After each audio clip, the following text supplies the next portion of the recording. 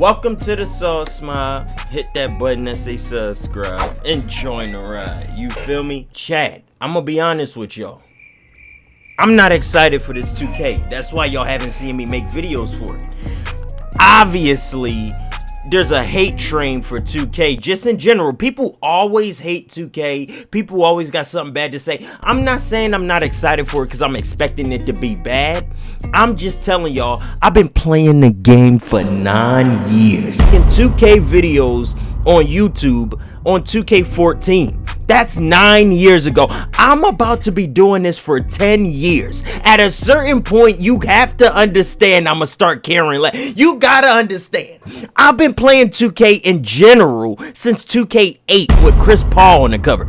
At a certain point, I'm going to just stop caring, and we're at the point right now. It's so drilled into my brain that September is the time of year where 2K is coming. So now I have no choice but to just be anticipating a game to come. Even if I don't care about playing it. Bro, this is the least interested I've been in the 2K. Basically, what information we have about the current 2K is that I don't know. That's the problem. I have zero idea as to what I want in this 2K. What is there to look forward to in 2K?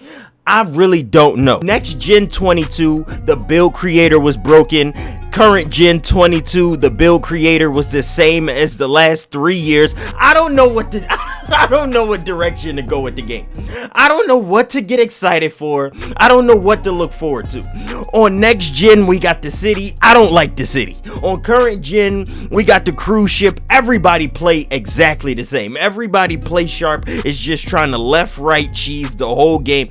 I don't have any excitement for the game. I can't even give you a wish list for 2K23 because there ain't nothing to wish for. I'm not wishing for anything at this.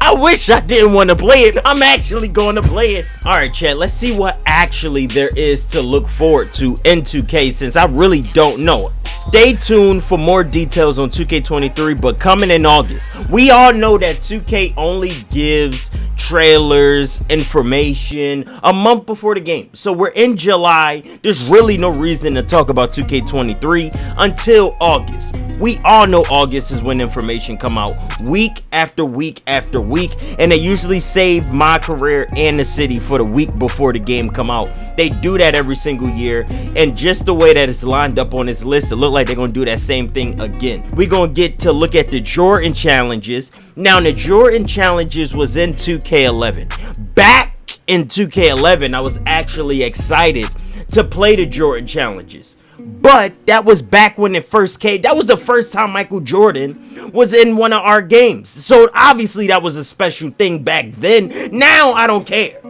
You had to play the Jordan challenges to unlock a pair of retro Jordans. Keep in mind, retro Jordans were never in a video game before. They never had Jordans in the game before, and that was the only way to unlock them was by playing the Jordan challenges. And the retro Jordans came with attributes attached to the shoe. So if you wanted to make your player better, you had to unlock the Jordans. But as far as everything that's coming up in August, me personally, I'm only going to want to see the gameplay trailer, which is definitely little bits and pieces. I don't know why they don't just give us uncut gameplay to show us what it looked like, but nobody really cared. I want to see the gameplay trailer. I want to see my career in the city. All that other stuff I don't really care about. You know, what did the trailer they dropped even look like? I never seen that trailer, so let me check that out right now. As I'm looking at the trailer, all I notice is that I don't like it. That's all I noticed, man. I'm not trying to play the Jordan challenges. I don't really care about none of this stuff. We had the Jordan 3s in the game for a long time. Back when the Jordan challenges were introduced, the Jordan retros weren't in the game before. These been in the game every year since, so it ain't special anymore. Alright, now I want to take a look at the player models. I want to see how the graphics is changing. Okay, they aren't changing, but listen, chat, nonetheless, Devin Booker look exactly like himself. I can't even be mad at that. At this point in the stage in the 2K, the graphics aren't going to change much. They not going to do anything different with player models, player faces. I don't know what to expect. They show us stuff like this every year, and I don't know what they want us to do with it. Now that I'm looking at it, what am I supposed to say that I'm seeing it? It looked like Devin Booker. Which you want me to lie and say it don't? It looked like him. I don't know what to do with that information. We get Michael Jordan here. Look at Jordan with hair. That's nice to see. That's nice to see he actually got hair. But we also get to see him without it. Yeah, that's the Jordan I know right there. Look at all that. Shout out to all the bald men winning. Look at that boy right there. All that glory sitting right there on your TV. Look at that. I don't know what else to say about it, but nonetheless, we got the player models of Jordan, Devin Book, things like that. What y'all thinking about everything y'all seen about 2K23 so far? What you looking forward to? What's something that you expecting to be in the game? What's something you heard that's exciting gonna be in the game? Okay, chat, since 2K started dropping the cover art, the #1 conversation has been this right here. If you have a next-gen console, please play on next-gen in 2K23. I've been seeing variations of this exact tweet from multiple accounts, getting thousands of likes, as you can see here.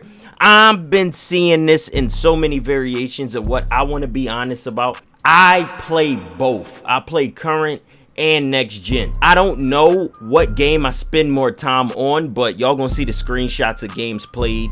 So we gonna know as I show the screenshots, but I haven't put them up yet, so I don't know personally. All I can tell you, I've had more fun playing next gen because the build system is more expansive. You could do more with your builds. I made me a 6'10" point center pretty much, and I could shoot the ball, and I thought it was fun. On current gen, I'm pretty sure you could do something crazy with the builds, but definitely not as free as it is on next gen. And definitely when people start doing the build glitch on next gen, builds definitely became more free to use. Me personally, I just play both. I'm glad that PlayStation makes it so easy to swap between PS4 and PS5, so I've always been playing both. I don't know what's going on with Sony and their PS5 and the fact they're not making enough and the fact that everybody reselling them for a large price. I know that a lot of people still don't have next gen consoles, so that just puts 2K in a bad situation themselves. I don't know if they're still making two different versions of the game. Literally, 2K is the only game who is getting criticism for making two different games. That is the dumbest part of this community. And I really think it's because viewership is down. More people are watching current gen than they are watching next gen. So I really think that's the main complaint. It's so dumb to be mad at a company for working twice as hard. I promise you, current gen and next gen are two totally different games based off the fact that the city is its own thing and the cruise ship is something totally like we're talking a game that comes out year by year and companies are making two versions of it. I've enjoyed that because that just told me to make two separate videos. I don't understand why more content creators aren't adapting to that idea. You can grind a PS4 build and you can grind a PS5. I don't know what's so hard about that. You ain't got to put all your focus and all your time into it. You want to play the game for 10 hours? Put 5 hours on current, put 5 hours on next. You'll get two totally different experiences, especially if you make two totally different builds because the build makers are totally different. Listen, man, that's just how I always looked at it. Just by looking at my stats, you can see I played 750 games. And you could tell that I played mostly with a center because I have almost 2,000 rebounds and 300 blocks. I also made point guard builds on next gen, but you could clearly tell by my numbers that it's more so me playing with a center. And then we jump on current. I played nearly 600 games, and you can see I have nearly 2,000 assists because all I was doing was throwing lobs because that gets you to level up faster on the season by season. And I was making new builds each season for both games, like mostly next gen I was making new builds for because I was having so much fun with this 6.5 on current. I would get one experience on next gen, then turn on current gen to get a completely different. Play as a center that can dribble on next gen, then switch to a point guard shot creator on current. It was so simple. So me having to play two different games throughout the year, I never had a problem with that. And I don't understand what's going on.